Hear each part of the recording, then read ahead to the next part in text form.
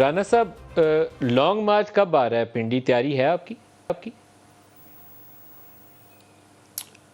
ویسے ندیم برق صاحب اب آپ نے پوچھ لیا ہے تو میں جواب دے دیتا ہوں۔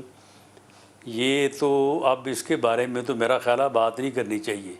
یہ اب لانگ مارچ کیا ہے، یہ تو ایک اب تماشا مارچ ہے، یعنی پاکستان کی 74 سالہ تاریخ میں یہ واحد احتجاج اور مارچ ہے جو حکومت کی زیر سرپرستی، پولیس کی زیر نگرانی اور پولیس کے پروٹوکول کے ساتھ ہو رہا ہے اور ناکام ہو رہا ہے۔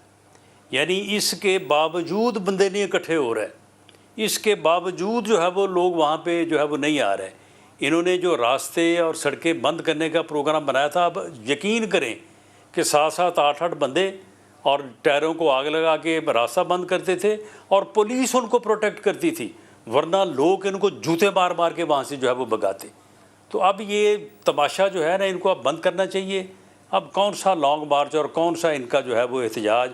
میں سمجھتا ہوں کہ اب ان کو چاہیے کہ یہ جو اسلام آباد ہائی کورٹ نے جو جگہ مقرر کی ہے اس جگہ پہ جو ہے یہ اجازت لیں اسلام آباد انتظامیہ سے، ان کو اچھی سیکورٹی دیں گے وہاں پہ، اور وہاں پہ آ کے اپنا جلسہ کریں۔